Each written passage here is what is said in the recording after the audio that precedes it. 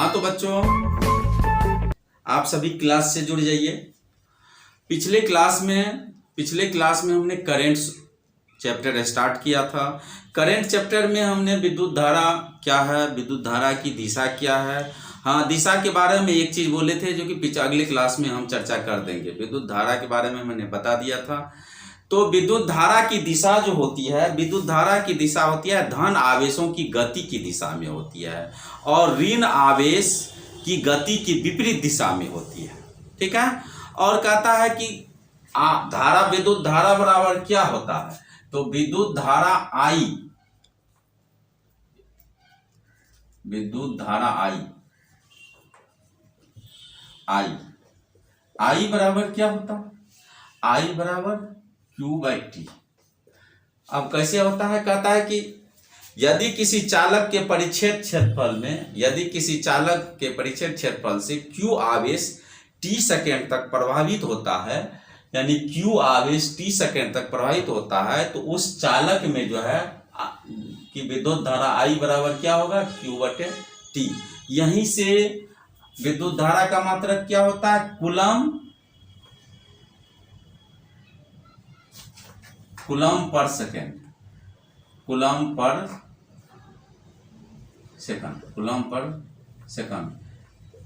पर सेकेंड। इसी को कूलम पर सेकेंड को हम लोग एम्पियर बोलते हैं, एम्पियर।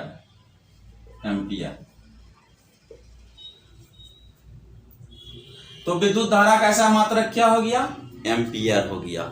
अब अगला क्लास हम जो है, अगला टॉपिक ले रहे हैं अनुगमन वेग। आज चर्चा करना है अनुगमन वेग। अनुगमन वेग क्या होता है, कहता किसी चालक के सिरों के बीच विभवांतर लगाने पर, जब कोई चालक है, ठीक है, कोई चालक है, उसका दो सिरा है, उस सिरा के बीच में विभवांतर जब लगाते हैं, तो विभवांतर लगाने पर इलेक्ट्रॉन द्वारा त्वरक विभव की दिशा में, त्वरक विभव यानी एक्सेलरेटेड विभव जो होगा, त्वरक विभव की दिशा में प्राप्त औसत वेग को, प्राप्त औसत यानी एवरेज वेलोसिटी को हम लोग अनुगमन वेग कहते हैं। ठीक है।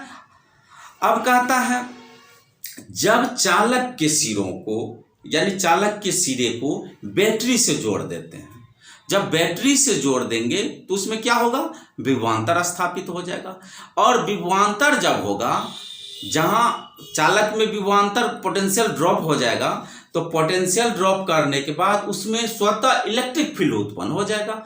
और इलेक्ट्रिक फील्ड जब उत्पन्न होगा, तब वहां पे उस चालक में उपस्थित जो इलेक्ट्रॉन है, उस इलेक्ट्रॉन में कूलम बल भी लगेगा, कूलम बल भी लगेगा।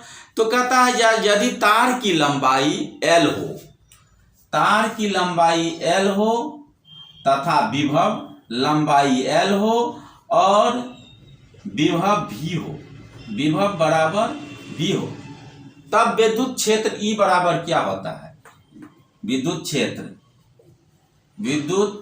क्षेत्र E बराबर V/L।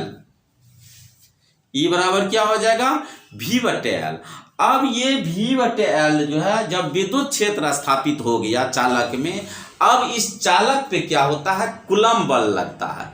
अब कूलम बल लगेगा तो कूलम बल बराबर हम चर्चा कर चुके हैं, F बराबर वेक्टर F बराबर QE। तो यहाँ आवेश के लिए है, यहाँ इलेक्ट्रॉन के लिए लिखते हैं, तो E हो गया। कोई दिक्कत, कोई कंफ्यूजन? यहाँ ये जो इलेक्ट्रॉन है, ये इलेक्ट्रॉन त्वरित होता है, इलेक्ट्रॉन जो है इलेक्ट्रॉन एक्सीलरेट हो जाता है, इलेक्ट्रॉन एक्सीलरेट होता है। क्या होता है, इलेक्ट्रॉन एक्सीलरेट होता है। अब हमको क्या करते हैं, तो F बराबर, हम इसका डेरिवेशन हम कर रहे हैं। F बराबर चूंकि हम लोग जानते हैं, सिंस हम लोग जानते हैं F बराबर ma, ये तो आप लोग जानते होइएगा, बहुत पहले से पढ़े हैं। F बराबर ma और F बराबर E। तो यहां से इसके बराबर इसको कर दीजिए, तो एम ए इक्वल टू ई। ठीक है, कोई दिक्कत? अब यहां से देखिए, वेक्टर ए बराबर क्या हो जाएगा, ए बराबर ई बटे एम। ये जो इलेक्ट्रॉन एक्सीलरेट हुआ, ये इसका एक्सीलरेशन है। ठीक है, अब यहां से हम देखते हैं जो कि अनुगमन वेग, ड्रिफ्ट वेलोसिटी क्या है, तो ये एवरेज वेग है, एवरेज वेलोसिटी है। तो एवरेज वेलोसिटी है, तो चूंकि वेलोसिटी के लिए हम लोग एक फार्मूला जानते हैं, वेलोसिटी के लिए चूंकि हम लोग वन डायमेंशन में पढ़े थे, S बराबर यूटी या S बराबर यूटी या V क्या कहते हैं, S बराबर यूटी भी पढ़े थे, और एक फार्मूला पढ़े थे V बराबर U प्लस एटी भी पढ़े थे। तो यहां से हम देखते हैं V बराबर, वेक्टर V बराबर U प्लस एटी। यहां पे देखिए, तो चूंकि इलेक्ट्रॉन जो स्टार्ट किया है वो इनिशियल में उसकी वेलोसिटी क्या होगी, तो 0 थी, और ए के जगह क्या है,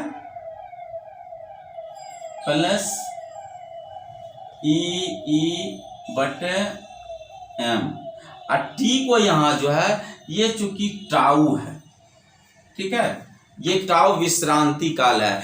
ये टाउ क्या होता है, तो किसी भी चालक में इलेक्ट्रॉन और आयन के मध्य में जो टक्कर होता है,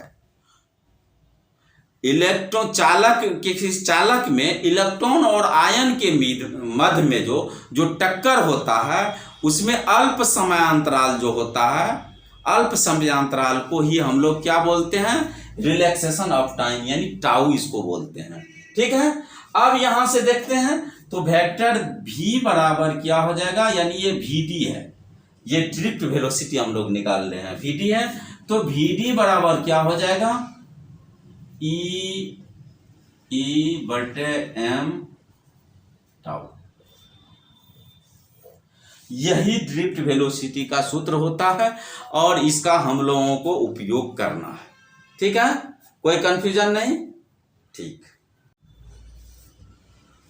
हाँ, तो आप लोगों को अनुगमन वेग या अफवाह वेग दोनों एक ही चीज है।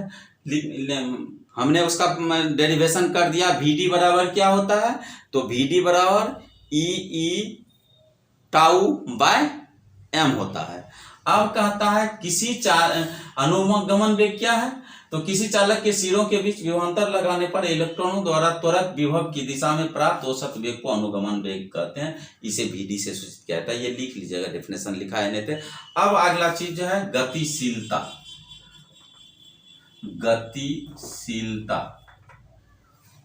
मोबिलिटी।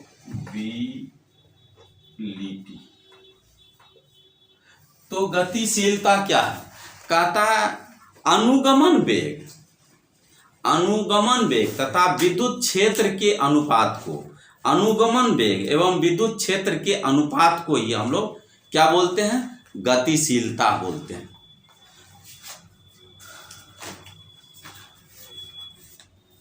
अनुगमन वेग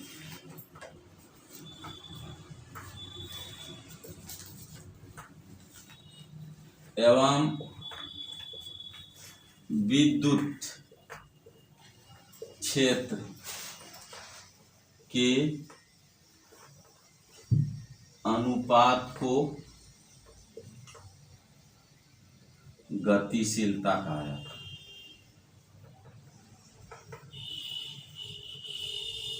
कहा जाता है।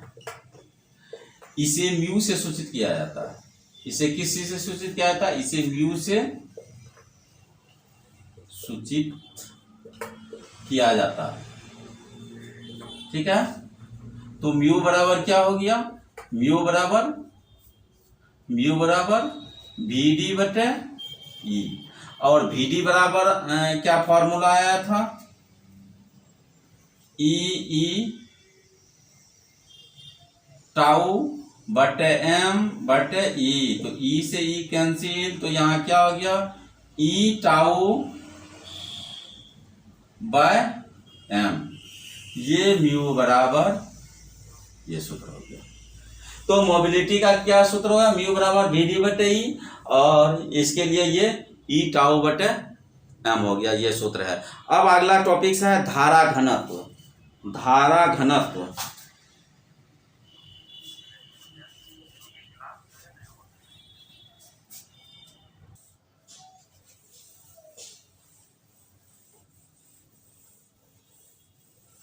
अब अगला टॉपिक है धारा घनत्व।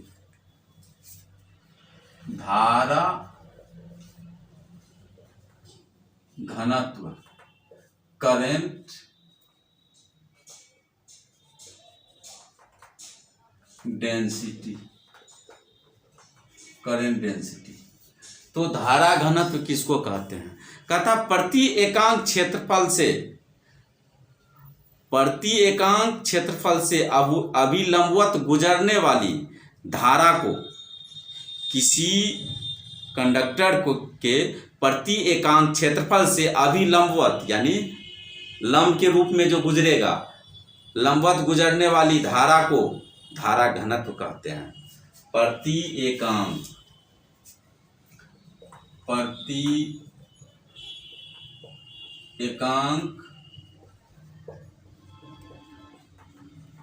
क्षेत्रफल से, प्रति एकांक क्षेत्रफल से अभिलंबवत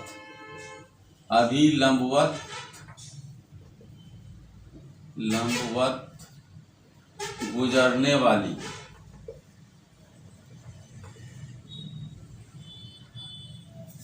प्रति एकांक क्षेत्रफल से अभिलंबवत गुजरने वाली धारा को धारा घनत्व कहते हैं। अब इसके लिए एक जैसे ये कोई क्रॉस सेक्शन है, ठीक है, कंडक्टर है, इसमें अभिलंबवत जो भी धारा गुजरेगा यही करंट डेंसिटी हो गया, ठीक है। इसे जे द्वारा सूचित किया जाता है।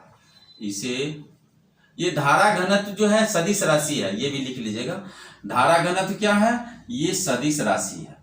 तो वेक्टर जे, इसे वेक्टर जे से सूचित किया जाता है। और वेक्टर जे बराबर क्या हो जाता है, आई बटे ए, ठीक है। वेक्टर जे बराबर क्या हो जाएगा, आई बटे ए। तो ये आज हमने 3 टॉपिक, अनुगमन वेग, गतिशीलता, धारा घनत्व और उसके साथ साथ विश्रांति काल या रिलैक्सेशन ऑफ टाइम, हमने आज इस 4 टॉपिक को लिए हैं। आपको ये क्लास करंट को आगे हम बढ़ाते चलेंगे, लेकिन बीच में अभी मेरा ऑब्जेक्टिव क्लास चलेगा ज़्यादा, और उस पर क्योंकि एग्ज़ाम सब चल रहा है, इसके मद्देनज़र हमने सारे टॉपिक्स पे ऑब्जेक्टिव देना शुरू कर दिया है। और आप लोग ऑब्जेक्टिव को अवश्य देखें और अपने ग्रुप में शेयर भी करें, अधिक से अधिक बच्चे इससे लाभान्वित हो सके। आप लोग